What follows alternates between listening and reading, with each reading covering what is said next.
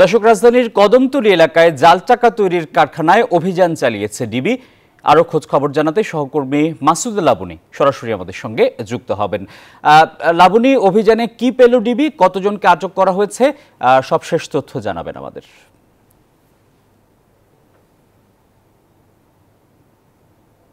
টিপু, অভিযান এখন শেষ। অভিযানে করা হয়েছে এবং একজন আছেন জাকির হোসেন, যিনি 15 বছর যাবৎ জাল টাকায় বানান এবং সবশেষ 2021 সালেও তিনি কিন্তু ডিবির হাতে আটক হয়েছিলেন। আমি একটু দেখানোর চেষ্টা করব যে এই যে জাল টাকাগুলো, সেই টাকাগুলো এখন যে এই যে বাসা, এই বাসার 5 তলায় যে জাকির, তিনি ভাড়া নিয়ে তার পরিবারের সদস্যরা থাকতেন এবং এই টাকাগুলো বানাতেন। এবং আমি আরেকটু দেখানোর চেষ্টা করব যে এই টাকাগুলো এখানে কিন্তু 200 টাকার নোটও বানানো হচ্ছিল এবং আমরা যেটি জানতে পেরেছি যে এই যে 200 টাকার নোট বানানো হচ্ছিল, কারণ 1000 টাকার নোট, 500 টাকার নোট তারা বানাচ্ছিলেন, পাশাপাশি 200 টাকার নোটও বানানো হচ্ছিল, কারণ 200 টাকার নোটগুলো মানুষ একটু কম পরীক্ষা করে নেন। এবং এখানে 1.5 কোটি নকল টাকা পাওয়া গিয়েছে। এবং আমরা যেটি জানি যে এই সামনে যেহেতু ঈদের, বিশেষ করে পশুর হাটগুলোতে এই টাকাগুলো ছড়িয়ে দেওয়ার পরিকল্পনা ছিল এবং এখানে ক্রেতাদেরও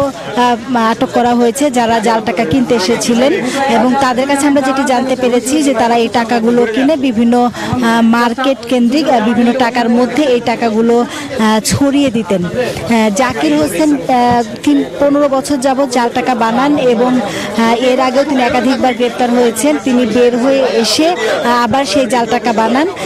এখানে 1.5 কোটি টাকা পাওয়া গিয়েছে এবং আমরা যেটি জানি যে ডিবির যে অতিরিক্ত কমিশনার, তিনি যেটি বলেছেন যে রোজার ঈদ থেকে এখন পর্যন্ত 30 কোটি টাকার মতো তারা বাজারে ছেড়েছে বলে তাদের একটি ধারণা। এবং এই যে টাকা, এই টাকাগুলো বাজারে ছাড়ার পরিকল্পনা ছিল এবং ঈদের ঠিক আগের 1 সপ্তাহে তারা বাজারে ছাড়বেন, এরকম একটি পরিকল্পনাই ছিল। টিপু।